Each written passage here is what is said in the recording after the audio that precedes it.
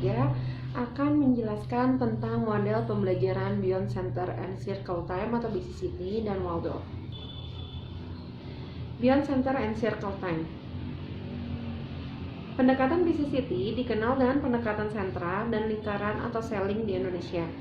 BCCT adalah suatu metode atau pendekatan dalam penyelenggaraan pendidikan anak usia dini dan merupakan perpaduan antara teori dan pengalaman praktik atau penyelenggaraan PAUD yang berfokus pada anak yang dalam proses pembelajarannya berpusat di sentra main dan saat anak dalam lingkaran dengan menggunakan 4 jenis pijakan atau scaffolding untuk mendukung perkembangan anak. Tujuan dari pendekatan BCCT ini antara lain adalah sebagai berikut. Proses pembelajaran diharapkan berlangsung secara alamiah dalam bentuk kegiatan siswa bekerja itu dalam mengalaminya, bukan transfer pengetahuan dari guru ke siswa. Strategi pembelajaran lebih dipentingkan daripada hasilnya. Siswa dapat mengerti apa makna belajar, apa manfaatnya, dan bagaimana cara mencapainya, sehingga mereka dapat sadar bahwa apa yang mereka pelajari akan berguna bagi hidupnya nanti. Memposisikan guru hanya sebagai pengarah dan pembimbing atau inspirator, bukan sebagai center dan penceramah dalam strategi belajar. Meletakkan pendidikan dasar keimanan, ketakwaan, serta seluruh aspek kepribadian yang diperlukan anak didik dalam menyesuaikan diri dengan lingkungan untuk bertumbuh kembangan selanjutnya. Terjalin kerjasama, saling menunjang antara siswa dengan siswa dan siswa dengan guru, sehingga menyebabkan siswa kritis dan guru yang kreatif. Terjalin membuatnya situasi belajar lebih menyenangkan dan tidak membosankan sehingga siswa dapat belajar sampai pada tingkatan joy of discovery, tertantang untuk dapat memecahkan masalah dengan menerapkan pengetahuan yang diperolehnya. Filsafat atau teori yang mendukung pendidikan BCCT. Aliran filsafat konstruktivisme merupakan aliran filsafat yang sesuai dengan metode BCCT, sebab suatu posisi filosofis dan psikologis yang banyak berperan dari belajar dan mengerti individu yang dikonstruksi oleh individu itu sendiri. Aliran konstruktivisme ini cocok diterapkan dalam dunia pendidikan, terutama dalam mode pembelajaran BCCT, karena tidak hanya menekankan pada hasil, tetapi juga menitik beratkan pada proses pembelajaran siswa. Proses pembelajaran akan diberikan pengalaman belajar yang cukup sehingga siswa mampu mengkonstruksikan pengetahuannya sendiri. Interaksi dengan lingkungan belajar akan menambah kekayaan pengetahuan, pengalaman, serta sosialnya. Beberapa filsafat yang mendukung filsafat konstruktivisme yaitu naturalisme romantik dan idealis. Model BCCT pun didukung oleh beberapa teori, yaitu Maslow mengemukakan kebutuhan dasar harus terpenuhi sebelum meningkat pada kebutuhan yang lebih tinggi. Anna Freud mengemukakan garis perkembangan berisi urutan tahap perkembangan anak dari ketergantungan menjadi mandiri, dari rasional menjadi rasional, dari hubungan yang pasif menjadi aktif dalam realita. Salah satu dari 6 garis perkembangan Anna Freud yang digunakan sebagai dasar teori BCCT ini adalah garis perkembangan yang menunjukkan bahwa anak belajar mulai dari badan, mainan, serta bermain. Erik Erikson mengemukakan anak perlu dikembangkan rasa percaya diri sendiri dan lingkungannya, kemandiriannya, inisiatifnya, dan ketekunannya. Lev Vygotsky mengemukakan bahwa anak perlu mendapat bimbingan sesuai dengan kebutuhannya. Vygotsky pun mencetuskan teori belajar scaffolding, yaitu tingkat pengetahuan atau pengetahuan berjenjang. Jean Piaget mengemukakan anak belajar menemukan dengan menggali segala sesuatu sesuai dengan tahap masing-masing anak untuk membangun pengetahuannya. Prinsip-prinsip BCCT. Prinsip umum. Prinsip utama untuk model BCCT atau model sentra adalah menciptakan suatu kegiatan pembelajaran yang memungkinkan anak bekerja moving dari suatu aktivitas pembelajaran kepada aktivitas pembelajaran lainnya.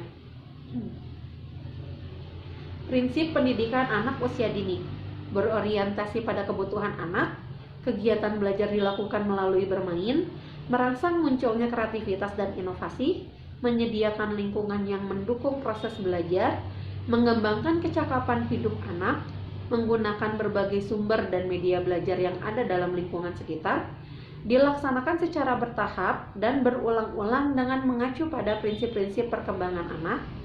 Rangsangan pendidikan bersifat menyeluruh dan mencakup semua aspek perkembangan. Prinsip perkembangan anak. Anak akan belajar dengan baik apabila kebutuhan fisiknya terpenuhi serta merasa aman dan nyaman dalam lingkungan. Anak belajar terus-menerus, dimulai dari membangun pemahaman tentang sesuatu, mengeksplorasi lingkungan, menemukan kembali suatu konsep, hingga mampu membuat suatu yang berharga. Anak belajar melalui interaksi sosial, baik dengan orang dewasa maupun dengan teman sebayanya. Minat dan ketekunan anak akan memotivasi belajar anak. Perkembangan dan gaya belajar anak harus dipertimbangkan sebagai perbedaan individu.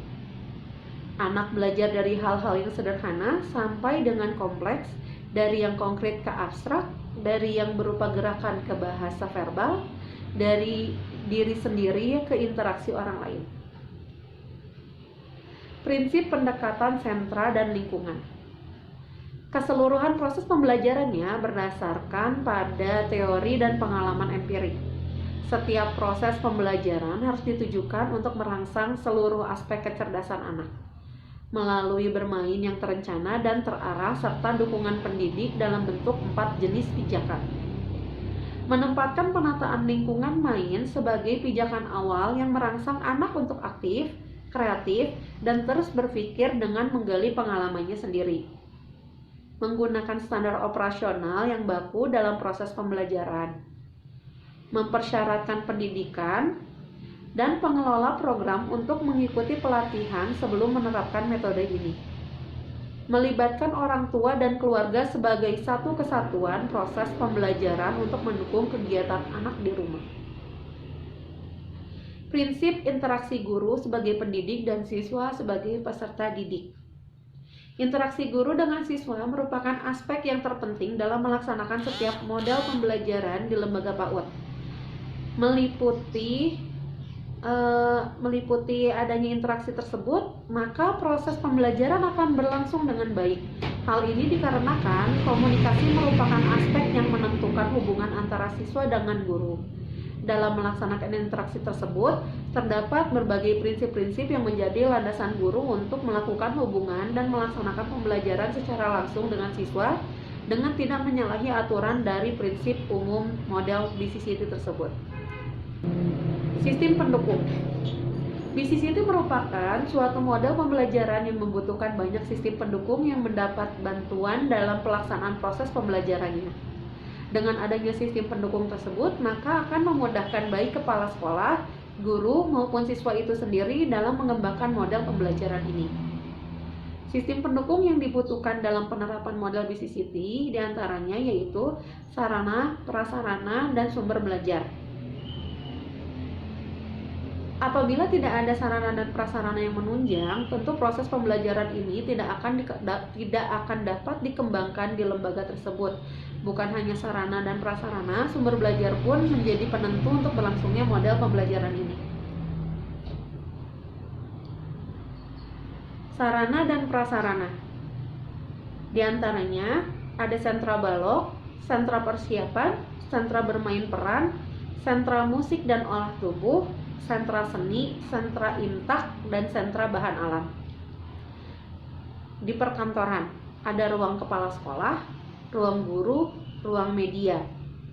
Faktor pendukungnya ada playgroup, kolam renang, ruang UKS, taman toga, kebun mini, ruang makan, ruang komputer, ruang audio visual, ruang pusat sumber belajar, ruang bermain indoor, perpustakaan, toko dan kantin, musola, aula serbaguna, dan free akses internet kalau ada.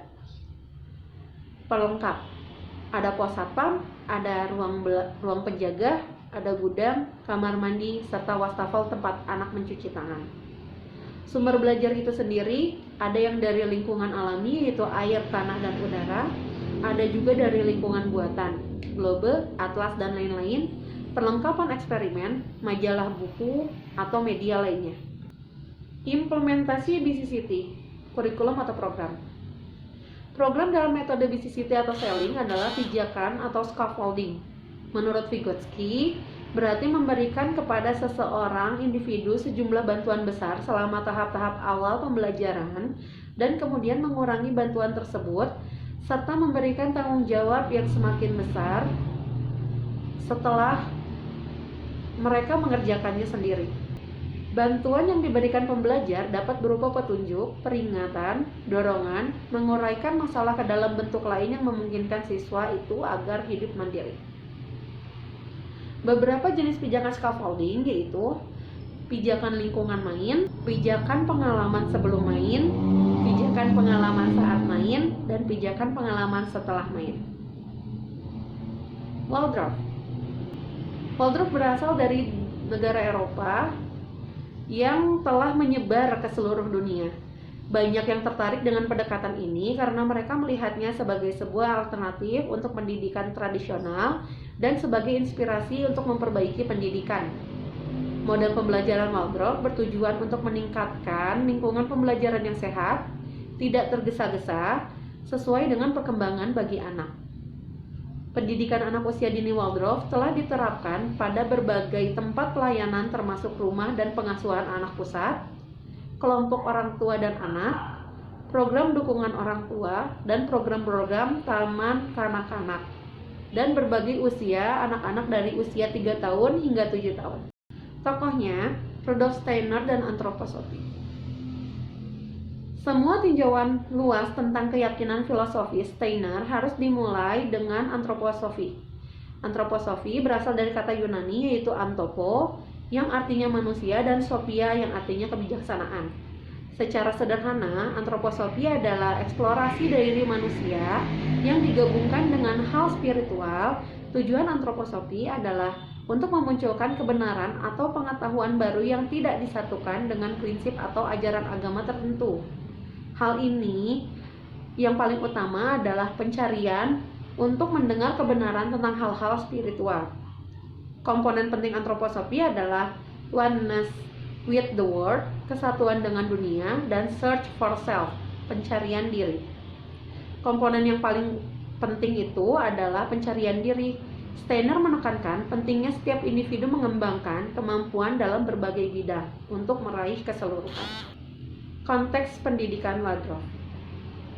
Taman kanak-kanak Waldorf melayani anak usia 3 tahun hingga 6 tahun. Kurikulum sekolah ini berisi permainan imajinasi, dongeng, fabel, cerita rakyat, kegiatan seni tiruan, pekerjaan sungguhan seperti merajut dan memanggang roti, alat musik, tari, drama, dan kesadaran akan alam, siklus, serta cuaca. Kurikulum ini didasarkan pada gagasan Steiner tentang anak pada tahapan ini. Karena Steiner merasa bahwa anak-anak berusaha mengembangkan tubuh fisik dan kemampuan mereka, semua kegiatan tidak bersifat akademik tetapi terapan. Di Taman Kanak-kanak Waldorf, anak-anak diharapkan pertama-tama dan terutama adalah menjadi seorang anak-anak. Sekolah Dasar Waldorf. Pada usia 7 tahun, anak memasuki tahap perkembangan dan persekolahan selanjutnya yang berhubungan dengan kelas 2 hingga kelas 8. Bidang akademik utama yang dicangkup pada titik ini umumnya adalah membaca, menulis, keterampilan berbahasa, matematika, geografi, sejarah, dan sains. Tantangan guru di sini adalah menampilkan semua materi ini dengan cara sedemikian rupa untuk menggali dan menguasai isi pelajaran tersebut. Konteks pendidikan Waldorf yang ketiga adalah pelatihan guru Waldorf. Karena filosofi Waldorf disusun dengan baik dan berisi segitu banyaknya komponen yang saling terkait, Para guru Waldorf itu harus terlatih dalam bidang filosofi dan teori di balik pekerjaan mereka, serta dalam cara-cara yang sesuai untuk menggabungkan semua teladan ini dalam suatu kelas. Pelatihan guru dalam pendidikan Waldorf berfokus pada perkuliahan dan tulisan Rudolf Steiner. Karakteristik pendidikan Waldorf. Yang pertama, menciptakan masyarakat pembelajar yang peduli. Kepekaan anak pada lingkungan, pentingnya imitasi dan permainan, manfaat pengelompokan campur usia, menerapkan ritme dan rutinitas. Yang kedua, membuat kurikulum yang tepat.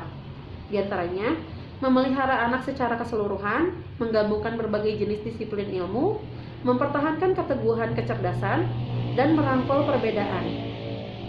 Yang ketiga, mengajar untuk mendorong perkembangan dan pembelajaran. Ada 3 perasaan menyangkut pendidikan anak usia dini yang disukung oleh guru-guru Waldorf, yaitu penghormatan, antusias, dan perlindungan.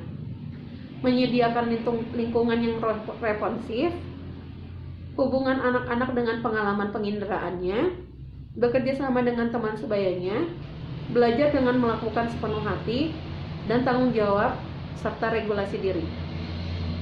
Terima kasih. Semoga bermanfaat buat teman-teman semuanya. Assalamualaikum warahmatullahi wabarakatuh.